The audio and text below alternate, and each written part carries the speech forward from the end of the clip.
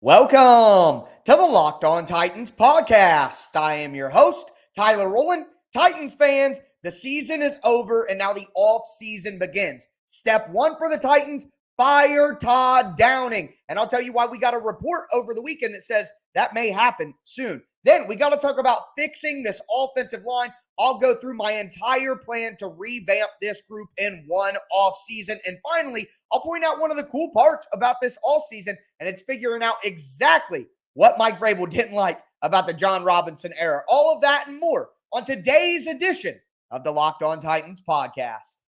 Let's get it. You are Locked On Titans, your daily Tennessee Titans podcast, part of the Locked On Podcast Network, your team every day.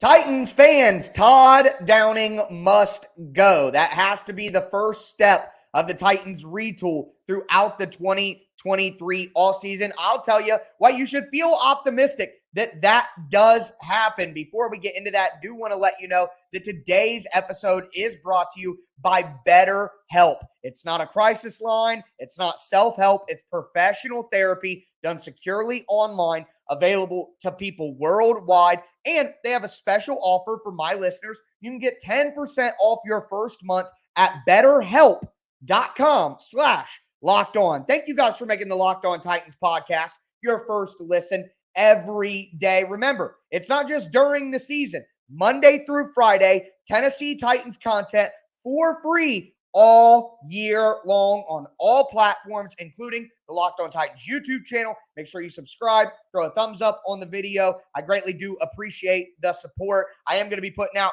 player breakdowns throughout the season. We're covering 180 prospects in the draft. We're doing free agency breakdowns and previews. A lot of great off-season content coming your way. So make sure you stay locked in to the Locked On Titans podcast. But diving right in here, Todd Downing must go. And you guys watch the games yourself. We have talked about all of the just ridiculous play calling that we've seen throughout the year. Yeah, at times Todd Downing has had some good play designs. At times Todd Downing has called some good games, but the inconsistency and the consistent problems that the Titans have had in the second half and specifically the fourth quarter just make it impossible to keep this guy around for another season. You look at the raw numbers for the Titans.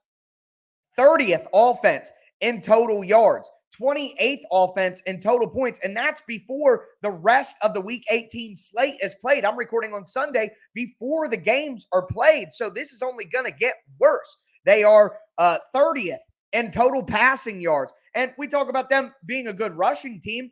They're only 13th in total rushing yards. They weren't even that great of a rushing team this year. They were just barely above average in the NFL. Their average plays per drive were last in the NFL, so they had the shortest drives of any team in the NFL, and that puts an extra weight on the defense. This type of poor offense has a ripple effect to the special teams. Now you're not moving the ball to flip fields when you're doing special teams activities, giving other teams better field position consistently. You're not letting your defense rest out there, putting your defense in a position to pin teams back. All of that is involved. So 31st in average yards per drive, 28th in average points per drive. I mean, this is truly one of the worst offenses in the entire NFL. And yes, the personnel isn't some of the best personnel in the NFL. There's been Ryan Tannehill missing for a lot of these games, but simply put, it should be better than this. And that's when I go back to, the numbers you could counter back with the injuries and the circumstances, but we watched the games. We saw the bad decisions and the mistakes that were made by Todd Downing in the games that also contributed to this lack of success. So number one, Todd Downing has to go. And we did get a report over the weekend that indicates that he very well may be on his way out. Now, I want to say this. First and foremost, major grain of salt. The report comes from Ken Moore at K Moore Sports on Twitter. He's a college football analyst for ESPN Plus, ESPN3, Legacy Sports Network. He does some Titans coverage as well. And to Kenny's credit, he did have the Jadeveon Clowney scoop. In July of 2020, he had the Clowney scoop. So there is something to point to. But again, I would tell you, this isn't one of the major news breakers in the NFL, so grain of salt. But I believe it was on Friday of last week, Kenny Moore reported this, quote, per sources, Todd Downing expected to be among several coaching changes on the Titans staff whenever the season concludes. Mike Vrabel will not be among those changes. Vrabel will be involved in the GM discussions, as he should be, Ken Moore throws in. And look, this is exactly what we thought. Mike Vrabel made a power play. Mike Vrabel is going to hire a GM that works for him. We see that throughout the NFL at times. That's what's going on in San Francisco with John Lynch and Kyle Shanahan. There's another example of that you could say in New England. Well, Bill Belichick is in charge, and he tells the GM what he wants to be done. So usually we see the GM as above the coach, but there are instances within the NFL where the coach hires a GM to be their partner and go shop for them to get the groceries so the coach can then make that meal, to use a Bill Parcells reference. So I think that's very likely. That all makes sense. And whether that report is true from Ken Moore or not, like I said, a grain of salt. But boy, it makes you feel better about things, because this team cannot move forward and fans cannot have hope in 2023 if they don't get rid of Todd Downing. And with a guy like Tim Kelly, who has called successful offenses with the Houston Texans with not a lot of talent there either other than Deshaun Watson, I think you've got to give Tim Kelly a chance to work this offense. And at minimum, if you don't want to hire Tim Kelly because of what he's done as his part of involvement with the offense this year, that's fine with me. Hire outside the building. Think about a guy like Frank Reich, who doesn't have a job right now. I would love Frank Reich is a very good football coach. He is an excellent offensive coordinator, and I think that would be a great move for the Titans as well. But next, we got to talk about the other problem with this team, and it's the offensive line. How do you fix it? I have an entire plan laid out of what the Titans should do and what the O-line should look like next year. Before we get into that, though, do want to tell you guys that today's show is sponsored by Tommy John. Winter mornings are brutal, so here's my tip for tackling the day in comfort.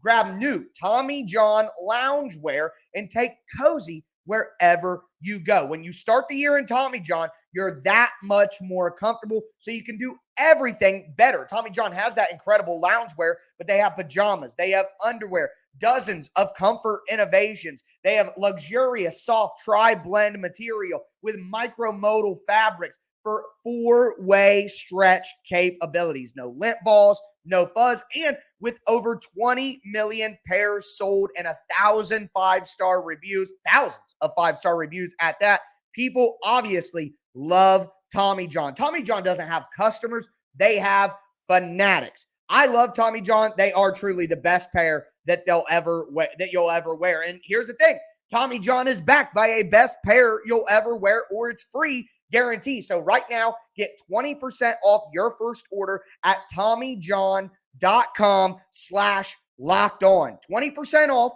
right now. All you got to do is go to TommyJohn.com/lockedon. See site for details. Also, do want to let you guys know that today's episode is sponsored by BetterHelp Online Therapy. Look, guys, I have worked with BetterHelp myself. The reality here is especially if you're a male in this country, you're expected to be great all the time. Well, I'm here to tell you that's just not the case. I have struggled at times in my own life.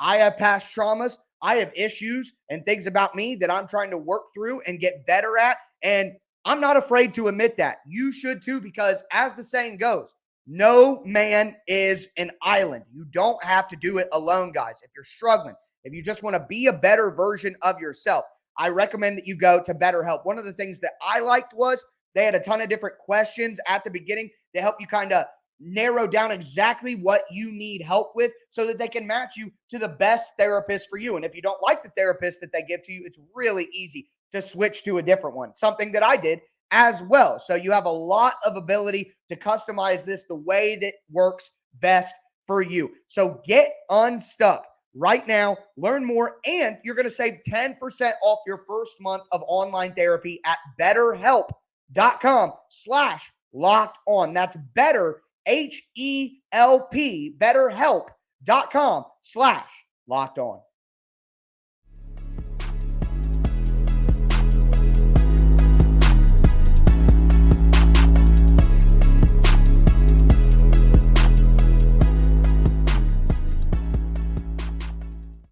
Titans fans, we are going to continue this aftermath edition of the Locked On Titans podcast. The season ended. What needs to happen next? Well, obviously, the two big issues are offensive coordinator. We just discussed the most recent report on Todd Downing and what needs to happen there. Now we need to dive into this offensive line, because if those two things aren't solved, then you can't expect much better from the Titans offense next year. So before we dive into that, though, do want to thank you guys for making the Locked On Titans podcast your first listen every day. Remember, as I said before, Monday through Friday, free Tennessee Titans content all year round on all platforms. The offseason is where the Locked On Titans podcast really shines, going over 180 plus college prospects for the draft. We go through every position in free agency. We're going to go through who the Titans need to re-sign, who they should bring back, who they should cut, all of that. So make sure you stay locked in to the Locked On Titans podcast. But looking at the offensive line, something that I have been interested in for quite some time now is the ability to take a top 10 offensive lineman, or top 11 at worst, for the Titans. And when you look at the three top offensive linemen in the draft right now, you got Peter Skoronski from Northwestern, you got Paris Johnson, the offensive tackle from Ohio State, you got Broderick Jones, the offensive tackle from Georgia. Now, I would say that Paris Johnson is probably more of a pass blocking guy who would be better there. Broderick Jones is more of a rough and tumble, drive you off the ball, run blocker. Skoronski is a do-it-all guy, but Skoronski has short arms. He has 32-inch arms, which there aren't a lot of starting tackles in the NFL with 32-inch arms. An example of a guy is like Braden Smith from the Colts is a guy who could go in that category. But here's what I have to say about Peter Skoronski. Some people think he's a guard. Some people think he's a tackle because of the short arms. He's only 6'4". This goes back to Rashawn Slater. Slater didn't have the longest arms. Slater was somebody who people said, oh, he's probably going to be a guard at the next level. He comes out his rookie year and is an excellent tackle.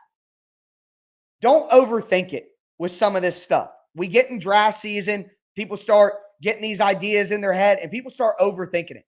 Peter Skoronski has been an excellent offensive lineman at offensive tackle for multiple years in college at a Power 5 school that goes up against Ohio State, Michigan, Penn State. I mean, Skoronski is an offensive tackle in my mind. And at minimum, if he fails at that, then yeah, he'll probably be an excellent guard.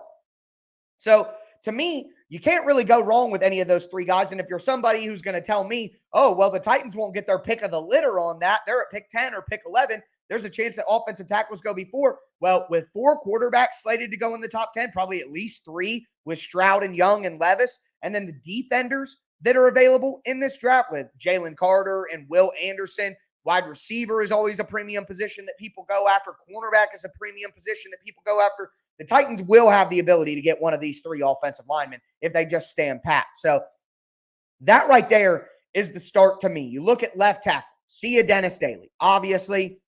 And look, I'm going to say this, and maybe you guys won't like it, but if the Titans keep Dennis Daly around as a depth piece, I'm not going to be mad about it.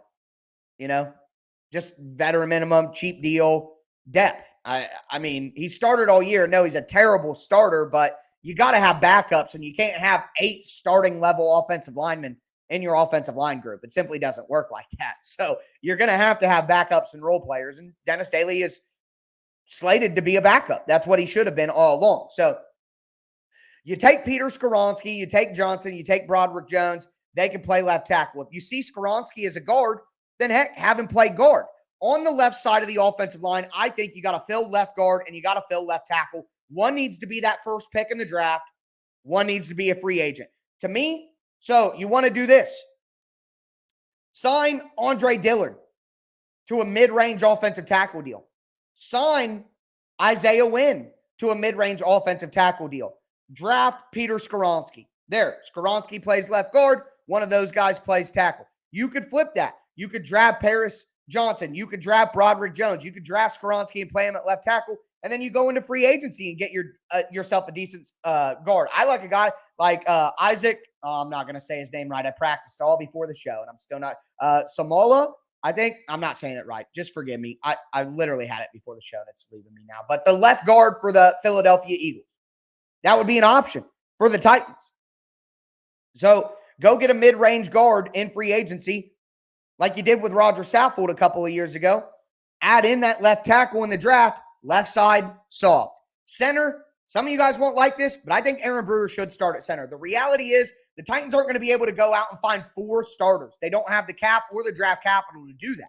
They simply don't. And if you think you can do that with the draft, you're relying way too heavily on rookies. I expect one top 10, top 11 rookie offensive lineman to be a starter here. Okay, that's not out of the realm of possibility. So left side solved, 1 spot free agency, 1 spot draft. However the Titans want to do that. Aaron Brewer at center, where his size and his weight is at least acceptable at center. He can't do it at guard. Right guard, the spot track market evaluation for Nate Davis right now is $7 million per year. You're bringing Nate Davis back at that rate. Even if he wants 8 or 9 AAV, you bring him back at that rate. Okay, do it like you did with Amani Hooker. Do a 3-year deal that's basically a 2-year deal. And you bring back Nate Davis. And then you got Nicholas Petit-Frere chilling at right tackle. And some of you guys are getting way too harsh on the rookies and blaming them for stuff that's going on. You guys remember when Jack Conklin got All-Pro his rookie year? They should have given that award to Anthony Fasano, okay? They chip helped for Jack Conklin so much all year long. Conklin was good. I'm not going to lie to you. Conklin was good, especially run blocker. Conklin was good. He deserved the credit he got. But the Titans gave him a ton of help as a rookie. You know what rookie offensive tackle who wasn't a top 10 pick like Conklin, who was a 3rd-round pick, 69, who didn't get any help this year because the Titans had to focus most of their chip help for Dennis Daly? It was Nicholas Petit-Frere. So give me a break on all the slander of Burks and NPF that you guys are doing, man. I know everyone's upset, but come on now. Come on. So to me, that's a really good offensive line overhaul. Free agent, draft pick on the left side. You figure out which one you think. We'll go through those machinations as we get into the free agency previews. Brewer at center, cheap. Nate Davis back on a good mid-range team-friendly deal. NPF is a cheap starting right tackle rookie. We ride. We ride. I'm not saying it's the best offensive line in the league, but God, it should be a major improvement over what we saw here at the back half of the season. And the next thing that we are going to discuss on today's show is one of the cool silver linings that I'm finding in this offseason. I know it's a bad situation right now, but I keep finding the good, guys, and I'm going to keep doing that all season long. So we're going to get into one of the big silver linings of the all season here in just a moment. Before we do want to tell you guys that today's show is brought to you by the Ultimate Football GM app. Guys, this thing is so addicting. And if you're like me and you've dreamed about being an NFL GM and you want to manage your football franchise, then you are absolutely going to love the Ultimate Football GM app. You can control every strategic aspect of your team. Hiring coaches, firing coaches, and maybe something you're interested in right now. Staff, scouts, you scout prospects. You could trade for players. You make draft picks. You sign guys in free agency. You cut players. You set up your formations, your style of offense and defense, and you play through the season and try to lead your team to glory. And actually, one of the coolest things about it is you could set up leagues with your friends to compete against each other. Right now, we have a league going on with all the hosts of the Locked On NFL podcast. I love trash talking and doing all that stuff. So right now, Locked On Titans listeners can get a 100% free boost to their franchise when you go inside the Ultimate Football GM app and use the promo code Locked On in all caps. That's Locked On in all caps. To download the game, just visit ultimate-gm.com, or you can just look it up in the App Store. That's the easiest way. Ultimate-gm.com. The Ultimate Football GM. Start your dynasty today.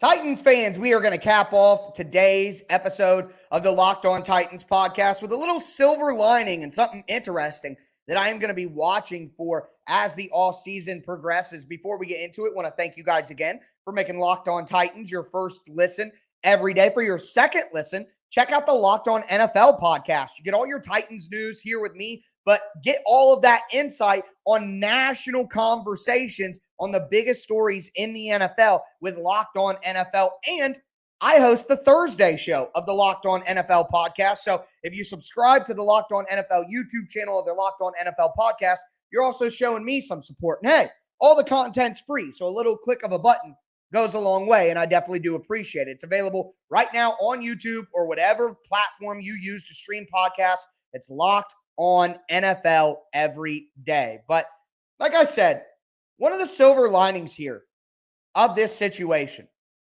is that we're going to see exactly what Mike Vrabel disagreed with John Robinson on.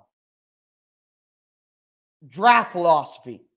What kind of players to go with. John Robinson made a pretty big change in his philosophy in his last draft as Titans GM. He went with nothing but high-level Power 5 conference players who have a ton of experience in high-level college football games. That was a major correction to some of the ways that he had drafted before. Now, I know you could throw in the Malik Willis thing, and that was a blip pick that the Titans felt was a luxury. Okay, but look at all the rest of them. Burks, Arkansas, McCreary, Auburn, NPF, Ohio State, Haskins, Michigan, Chigaconquo, Maryland, Kyle Phillips, UCLA. I mean, these are big programs, high-level college football in some of the best conferences in the country. Was that something that Mike Vrabel had wanted? Because I could see Mike Vrabel being a guy who wants guys with real high-level experience. None of these project players who I got to do all this development with, we're not in that window. So I could see that. That lines up with what I think about Mike Vrabel. But to see it take place in the draft, that would be confirmation. Same thing. What about free agency approach? What does Mike Vrabel try to do there? I think that'll be very interesting to watch, and it'll tell us a lot about how Mike Vrabel feels about the team and how you should build a roster. It's not only that, but certain changes. Changes on the coaching staff, changes with the roster, who they cut, who they keep, who they restructure, who Vrabel wants to keep around. All of that. What if he were to cut bait with Malik Willis or something like that? That would tell us exactly what I've theorized already, that John Robinson wanted to take Willis and Vrabel wasn't on board for it. So I think it's just incredibly interesting, the fact that we're going to be able to learn so much about Mike Vrabel. Think about staff stuff. What about the analytics department? Is Mike Vrabel a believer in analytics? John Robinson famously said one time at the Combine, "I am the analytics department." Well, how does Mike Vrabel feel about that? Does Mike Vrabel wish they had a better analytics department? Because here's my thing about the analytics. No, they're not the be-all, end-all. No, you don't do exactly what the analytics people tell you. But when almost every other team in the NFL has an analytics department and the Titans have one person, maybe zero after Vrabel's gone, it could go the other way. It's hard to not see that as a detriment, as a liability, as something they have to overcome. Because even if you aren't beholden to analytics, at most guys, it's more information. You don't just look outside at the clouds and say, I think it's going to be 56 degrees, probably a 30% chance of rain. Yeah, I'm going to do this. No, you look at the weather report. Getting more information, even if you decide you're not bringing your umbrella, getting more information is never a problem. It's never bad to have too much information. All it can do is inform your decision. And even if Mike Vrabel says, the analytics say do this, I don't care. I'm feeling the game out. I'm the head coach. I want to do this. At least he had that information available to make the best decision.